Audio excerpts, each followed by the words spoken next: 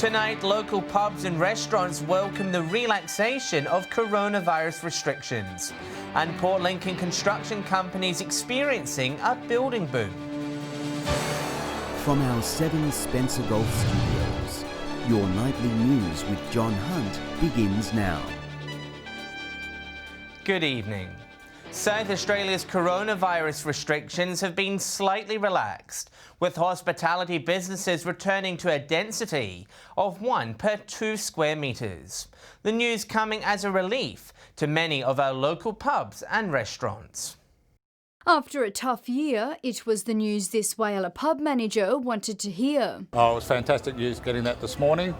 Being it a Friday, it's opened it up again. COVID-19 restrictions today further eased, with the Transition Committee slashing the density rule. Hoteliers say it makes it easier for businesses to plan for Christmas. Well, I think it's wonderful because really the hospitality industry has gone through some very, very difficult times. We're a bit worried because we didn't know when any restrictions were being lifted, but now it means it's full steam ahead for Christmas Day and for all the Christmas functions as well. Hospitality venues must adhere to the 1 person per 2 square metres, replacing the 1 per 4 square metre rule. The changes applying to both indoor and outdoor venues. Anybody would think that everybody heard the news this morning and came out at lunchtime today, so it was a great lunch today, and I know we're pretty heavily booked tonight as well, so it just changes things and makes our life a little bit easier. And restrictions could be further relaxed next Friday as new figures show the QR code system is being embraced. More than 1.1 million South Australians have already checked in. Sophia Contigonis, 7 Spencer Golf News.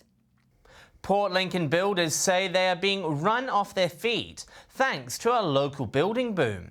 It comes as the federal government extends its home builder grant for another 3 months, with an additional 15,000 homes expected to be created.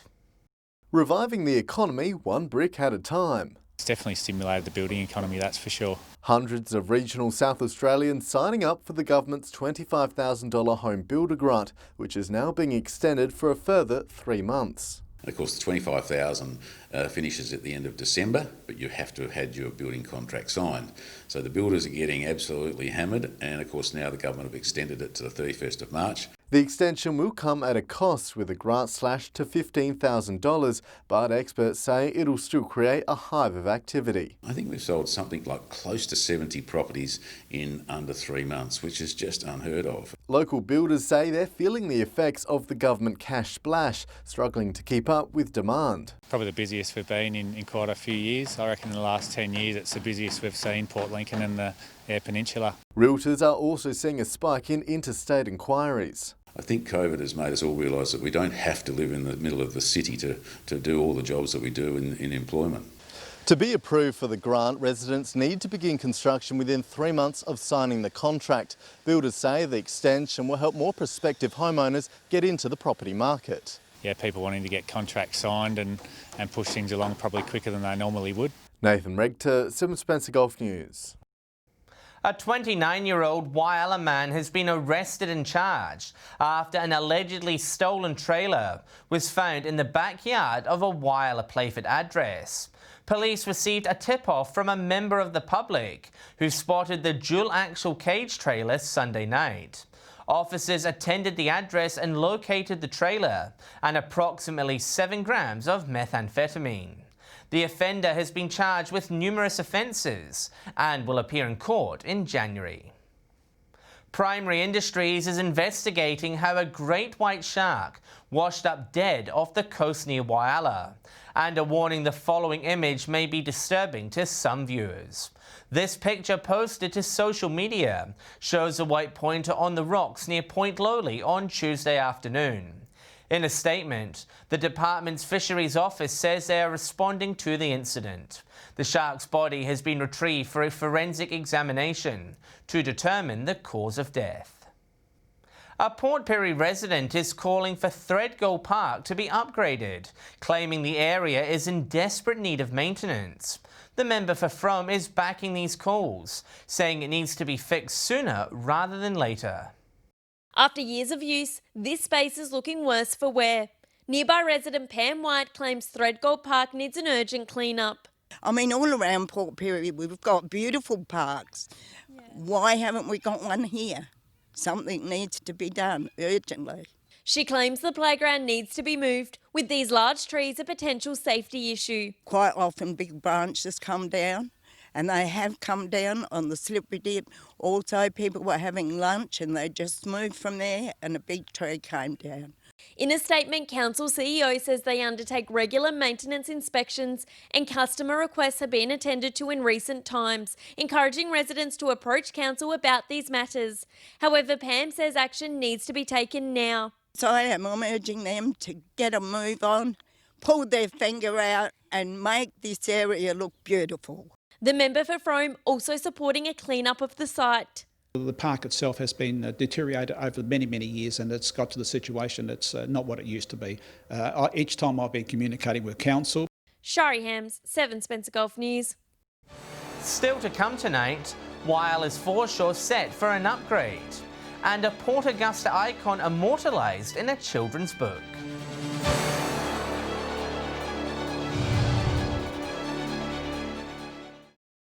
Welcome back.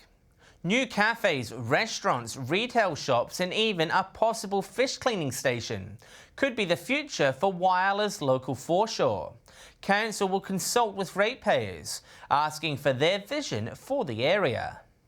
With the new jetty finished and a boutique foreshore hotel soon to be built, attention is now turning to what's next for Wyler's foreshore. We're really excited that Council has recently approved to commence the master planning for the Wyler foreshore. The master plan is aimed at optimising the area's growing popularity. Council looking at ways it can help boost tourism numbers. We'll consider such things as the community facilities, parking, access, lighting, amenity, public art. The plan will also consider future potential uses for the Wyler High School site, as well as linkages to the nearby City Plaza and Harmick Hill Lookout.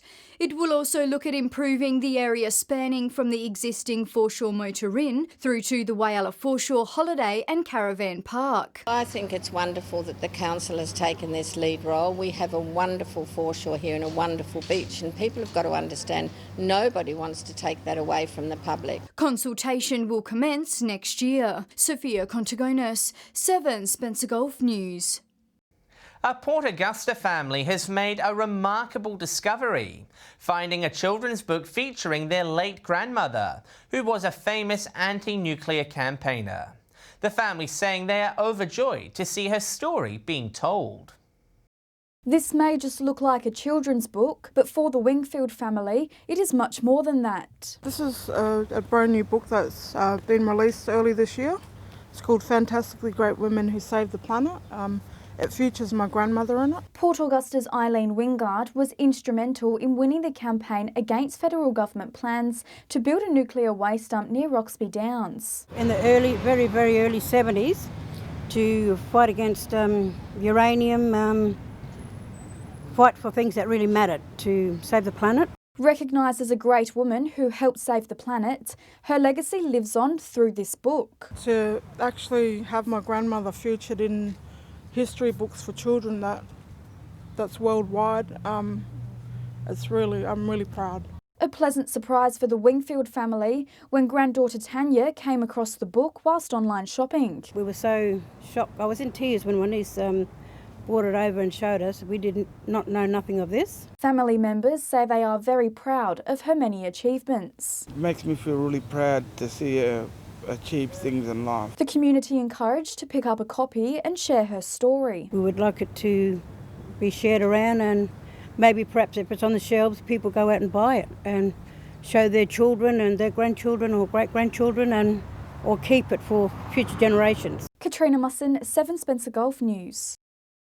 A number of water sprinklers have been replaced in a Broken Hill park after they were damaged.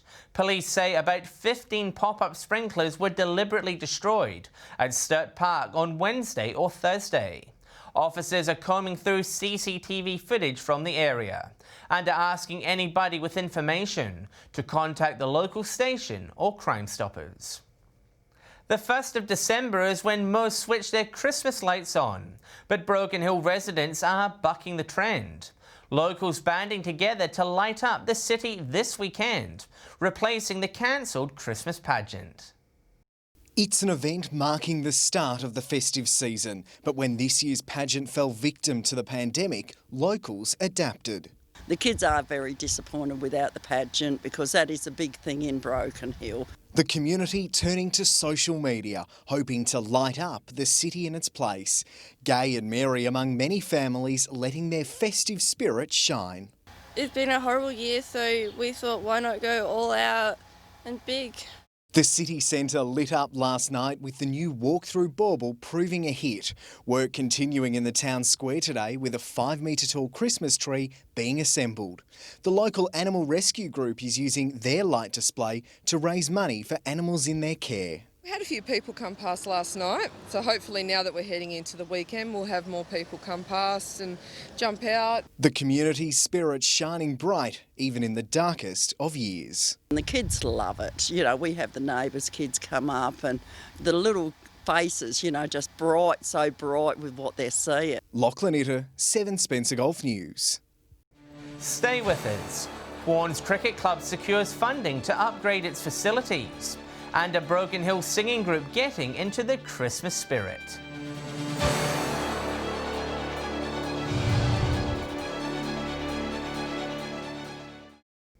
Quorn Cricket Club will soon receive an upgraded training facility, thanks to a grassroots sports grant program. The club's secretary says the upgrades will help improve trainings throughout the cricket season. Out with the old, in with the new. These ageing facilities have served Quorn Cricket Club well, but they're in need of replacing. It's a project that will soon happen, with the club receiving $15,000 from the Australian Cricket Infrastructure Fund. It'll go towards the netting and synthetic for the new pitches that will be placed facing towards the oval. The new equipment is designed to help improve the quality of trainings. It'll improve the kids' cricket as well as the A grade and B grades, so it's just to keep the ball better so that it can swing around a bit like a normal weekend. Work is already underway, with the apple pine trees at the entrance being removed. It is a costly exercise, but my understanding in this case was that the old training area was deteriorating and obviously becoming unsafe. However, new life will grow around the oval, with council to plant new trees. Our policy is to replace those trees, and we replace them either at that point with another more appropriate tree, or we increase tree growth around the town. The upgrade is expected to be completed next year. Katrina Musson, 7 Spencer Golf News. Shows and field days cancelled due to COVID-19 restrictions will receive federal government funding. $34 million is now available for the 378 shows cancelled nationwide. Whyalla, Port Lincoln and Clare are among the towns who will access this cash. Agriculture Minister David Littleproud says rural shows help stimulate local communities. Tika Winery's expansion is set to open to the public tomorrow. The $3 million Port Lincoln venue has been under construction for more than a year. Its unique barrel-shaped design is expected to become a major drawcard. The winery's award-winning line and label restaurant is also set to reopen in the new year. It's not Christmas without carols, and for a local singing group in Broken Hill, this year's concert is particularly special. It's just the second time they've been able to put on a performance this year. You can't tell, but these young stars have only performed once this year.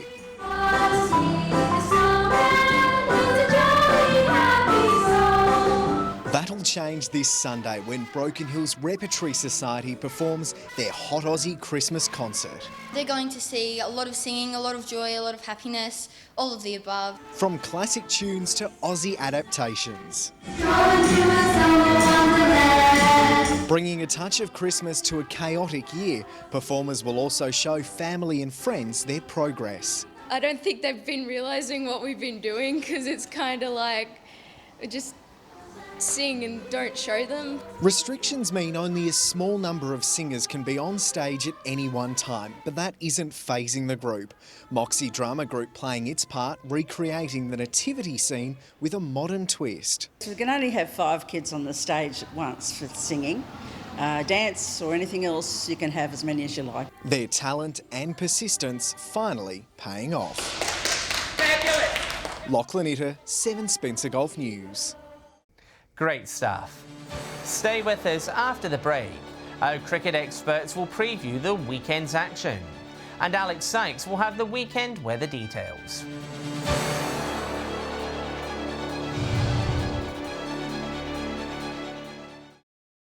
Hello again. South Australian cricketers are back at the crease this weekend after a 2-week coronavirus-induced break.